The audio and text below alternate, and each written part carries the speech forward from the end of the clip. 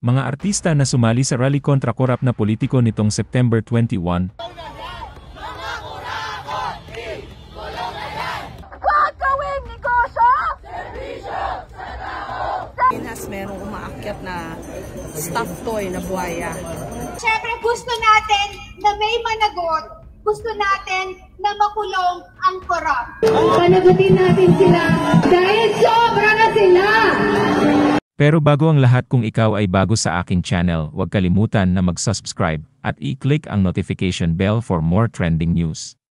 Nitong September 21 ang araw kung kailan naganap ang kontrobersyal na martial law na dineklara ng dating Presidente Ferdinand Marcos Sr. Isang malaking kilos protesta ang ginanap kung saan libu-libong mamamayan ang nagkaisa upang ipahayag ang kanilang panawagan para sa hustisya, transparency at pananagutan sa gobyerno. Sentro ng rally ang mga aligasyon ng irregularidad sa mga flood control projects na umani ng matinding reaksyon mula sa publiko. Layunin ng pagtitipon na himukin ang mga opisyal ng pamahalaan na maging bukas at tapat sa paggastos ng pondo ng bayan. Ang kilos protesta ay sinamahan ng iba't ibang sektor tulad ng mga estudyante, manggagawa, simbahan at civil society groups. Dumalo rin sa rally ang ilang kilalang personalidad tulad ng mga artista, mga mamahayag at mga vloggers. Narito ang mga sikat na personalidad na namataan na nakilahok sa rally. Mga kapamilya stars na sina Vice Ganda kasama ang kanyang boyfriend na si Ion Perez, Ann Curtis, Jasmine Curtis Smith, Darren Espanto, at Donnie Pangilinan. Para sa lahat naman ng mga politiko at bahagi na ng gobyerno na nagnakaw sa atin, nagnanakaw sa atin, mga nakatingin habang may nagnanakaw sa atin, mga kasama ng mga nagnanakaw sa atin, mga alam na may nagnanakaw pero hindi nagsasalita, mga kasama ng mga nagnanakaw, mga nagtatago ng magnanakaw, isa lang ang gusto naming sabihin sa inyong lahat. Patawad kay Father pero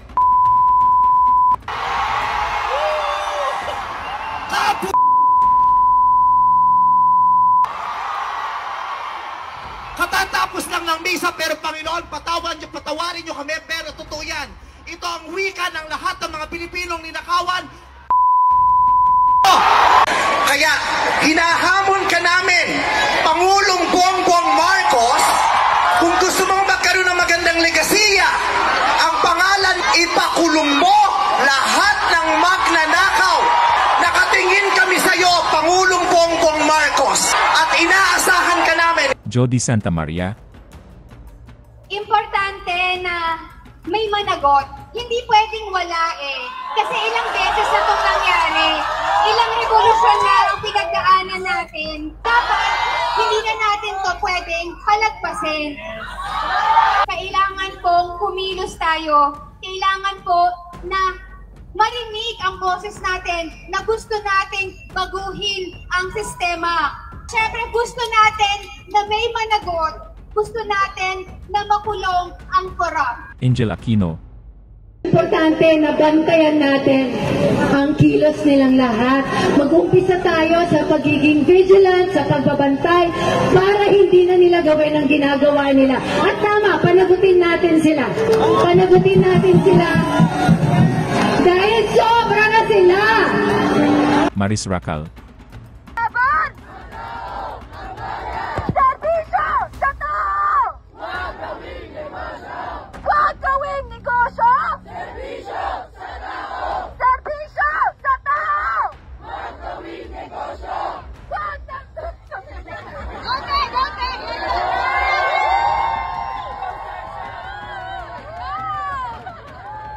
Andrea Brillantes.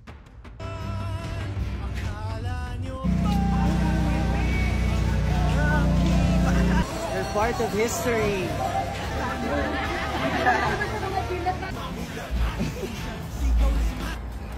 Julia Barreto. Kasama ang kanyang kapatid na si Leon at ina na si Marjorie.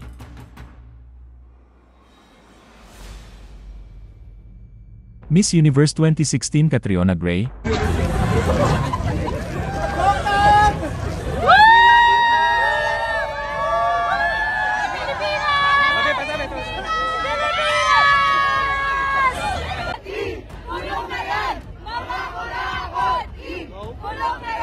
Elijah Canlas. Sobra na! Ikulong na! Lahat ng kasangkot dapat managot. Niloloko lang nila tayo, mga sinungaling sila. Ang gagaling pa umarte, mga best actor, hindi po ba? Kapuso couple Gabby Garcia at Khalil Ramos. Dingdong Dante, kasama sina Kim Atienza, Gerald Napoles at girlfriend na si Kim Molina. Ivana Alawi.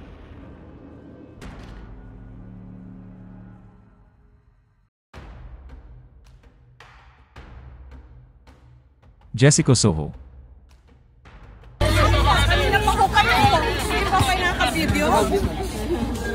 Ang emblematic, napaka-symbolic. Yung flag ng Pilipinas, merong umaakyat na stuffed toy na buhaya.